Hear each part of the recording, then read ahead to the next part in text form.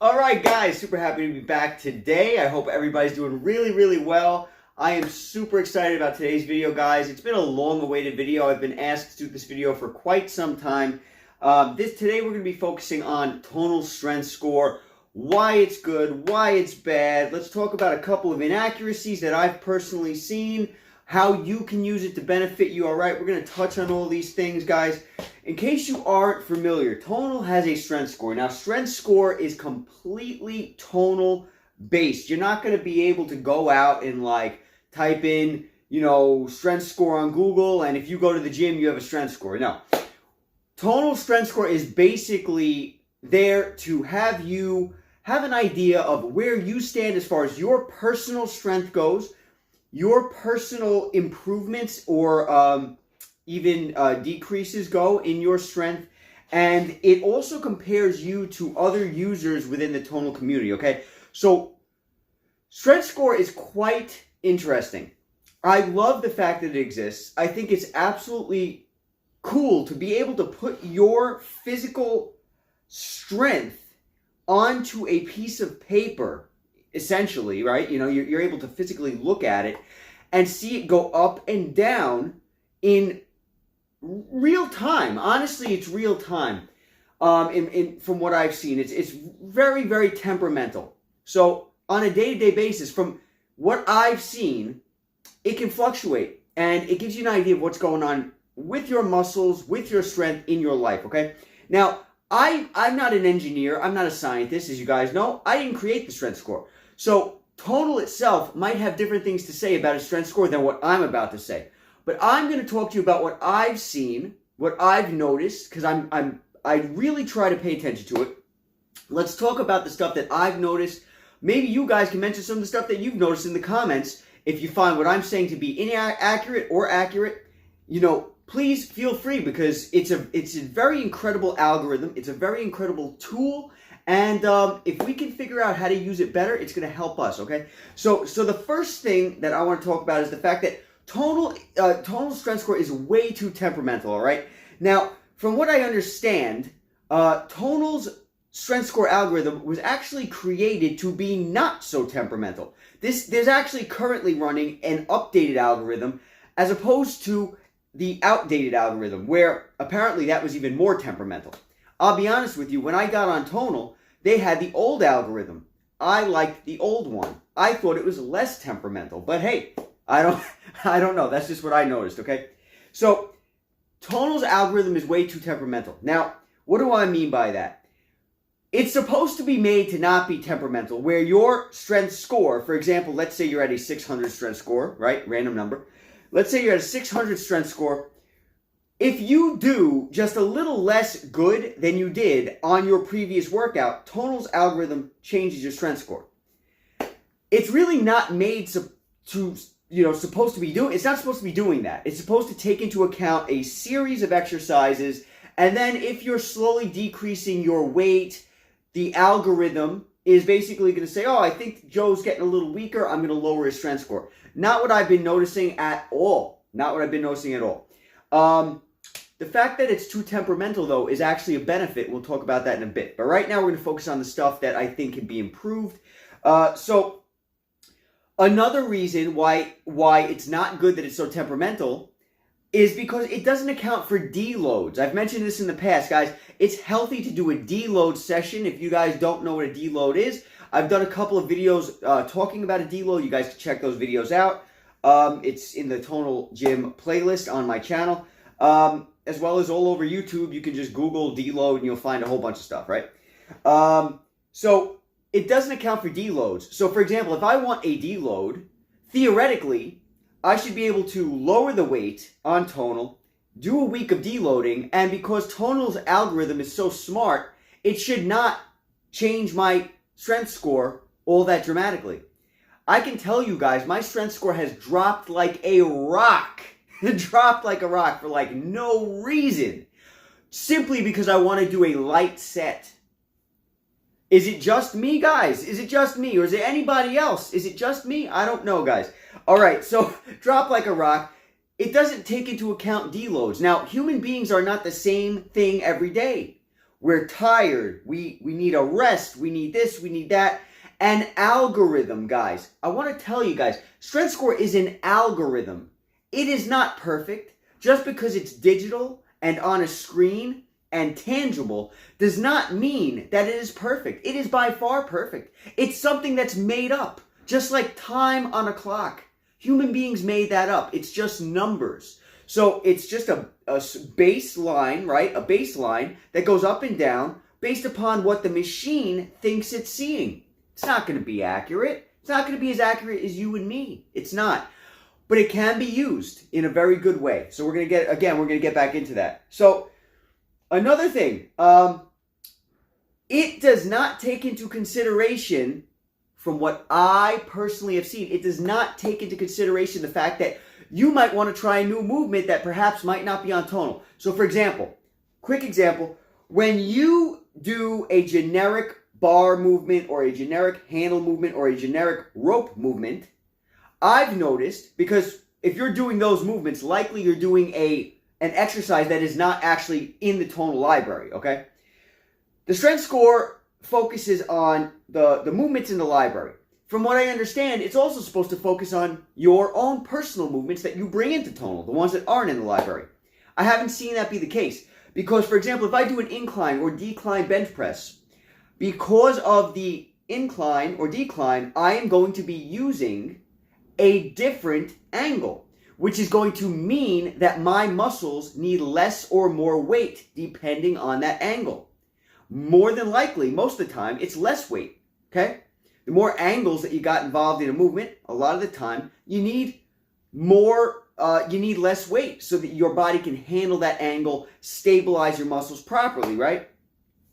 So when I would do incline or decline bench press, my strength score would go down, drop like a rock.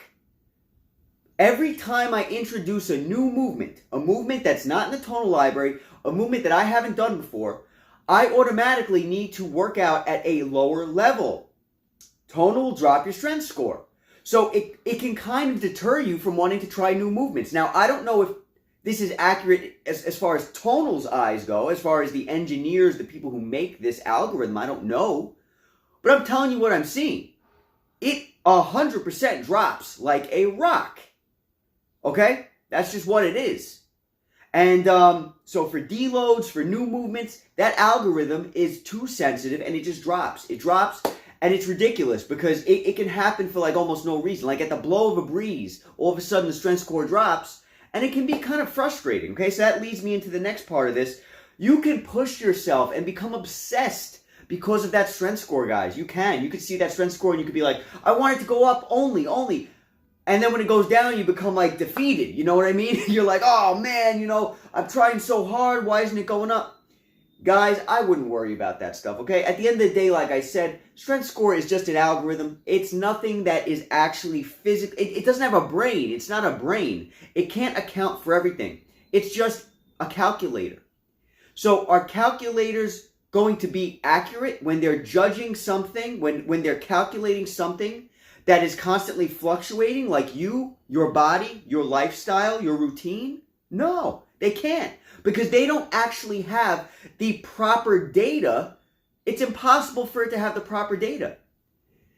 You are an ever-changing machine. You, as a human, your muscles are ever-changing. Your lifestyle is ever-changing. Your routine is ever-changing. So because of that, there's only so much that Tonal's algorithm can hold on to. It can't account for things that it's never seen, and it can't account for your everyday lifestyle changes, okay? So I wouldn't worry about it. Don't become obsessed. It's not always going to go up, just like you personally are not always going to make gains. Life gets in the way. Sometimes you don't sleep enough, and all of a sudden, you can't lift as much one day. But then the next day you're good again. So don't worry about it. I wouldn't worry too much about it. So what's good about it? The fact that it's so sensitive. That's really good. Now, let's talk about step trackers real quick. I'm pretty sure you all know, if you have step trackers, that they're not completely accurate. If you take a look at your, I have a Galaxy watch, right? I track my steps on it. If it says at the end of the day that I do 22,000 steps, it might actually be like 21,000. Or it might actually be 24,000. but it's never actually going to be on point completely. You might get out of a long car ride in the car, and all of a sudden it says you have 1,000 more steps. But meanwhile, you were in the car, and it thinks because of the bumps on the road you were traveling. So it's not always going to be accurate. But how can you use an inaccurate tool like a step tracker or Tonal's algorithm? How can you use it to improve yourself? Well, by constantly just trying to do better.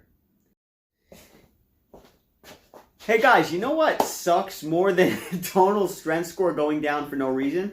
When you recorded an entire video and then all of a sudden you found out that it wasn't recording. So I'm going to try to get back into the rhythm. Please forgive me if I'm a little off. It might take a minute to get back on this roller coaster, all right?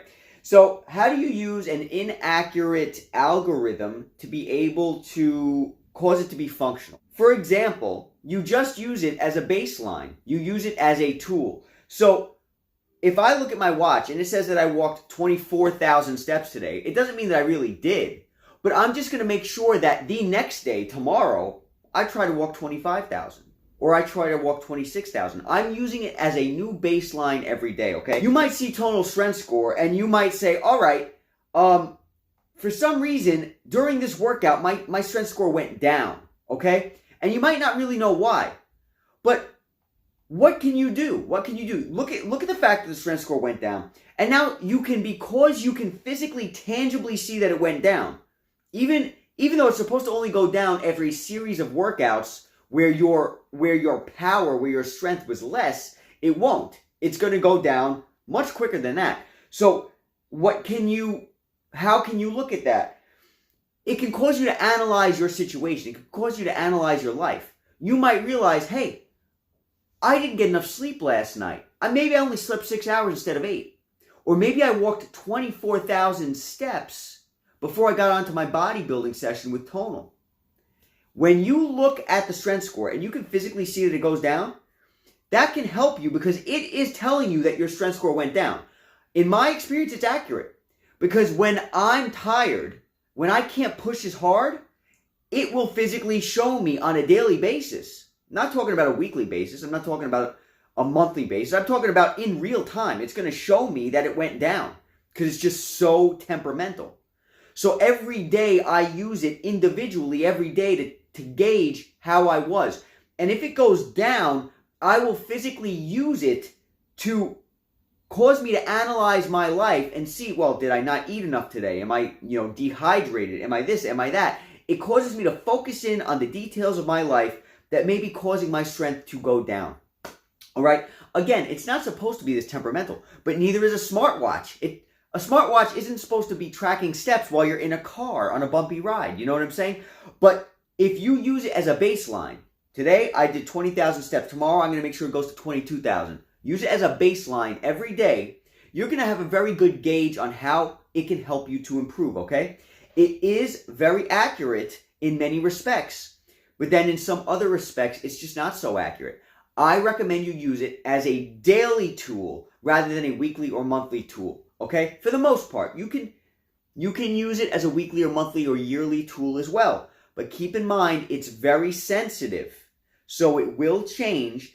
Don't obsess about it. Just use it for the tool that it is, all right?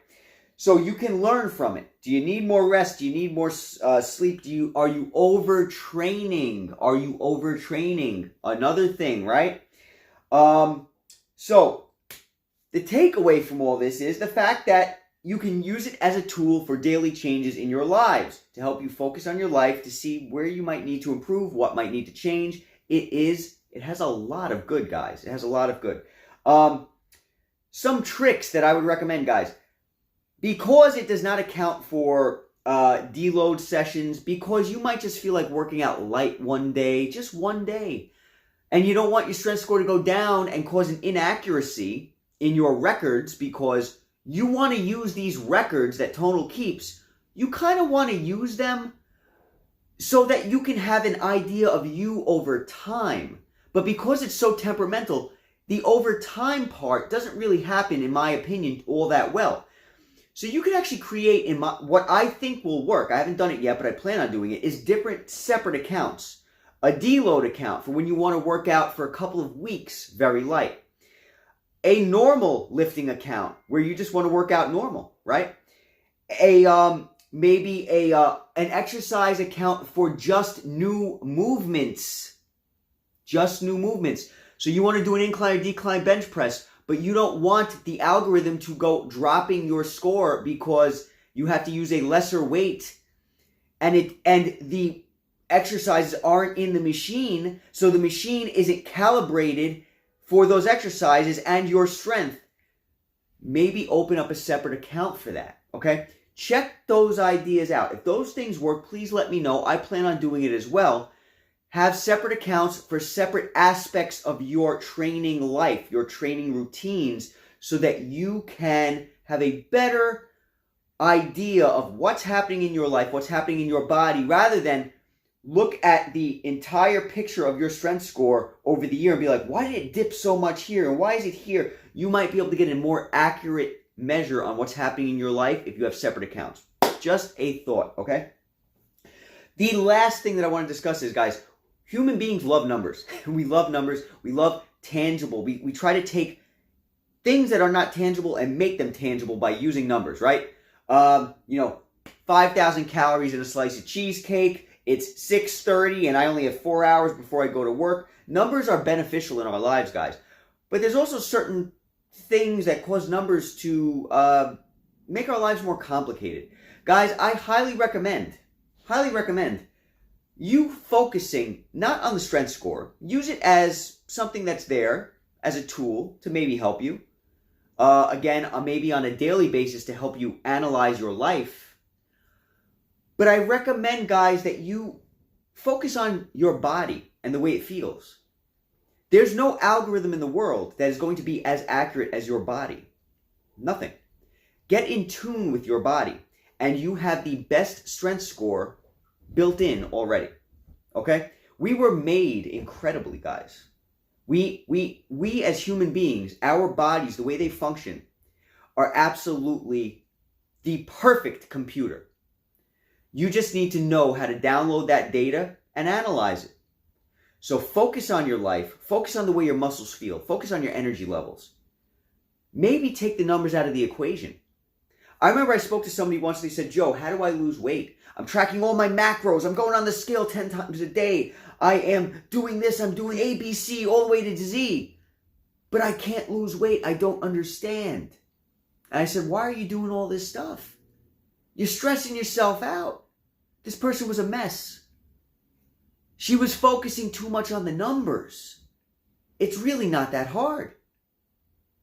Clear your mind, erase the chalkboard, and listen to your body. Eat when you're hungry. Track your calories. You don't need to do all these macros, in my opinion. This is my opinion. You don't have to listen. You don't have to go crazy. You don't have to go on the scale 10 times a day. Once is good enough. Don't obsess about the number. There's things that happen in your body that you have no clue are happening. You retain water because you had some extra carbohydrates. Guys, don't go crazy. Don't focus too much on the strength score as a number. Focus on it, in my opinion, on a daily basis to help you gauge how your workout went and what you might need to do. Use it to help you analyze what you might need to do to improve. Let it tell you about your life rather than about your history. That's what I recommend, okay? I also recommend trying separate accounts so that you can get an accurate idea of how your progress is in your heavy lifting, your light lifting, your deloads, all that stuff, your new movements. That's just what I recommend, something you can try. I hope this video was helpful. Take away, do not solely base your training on that strength score. You will lose your mind. And the crazy part is you'll be listening to a machine that doesn't even know as much as you. All right, guys? So I hope all is well. I hope you're all safe. I'll catch you guys at the next video.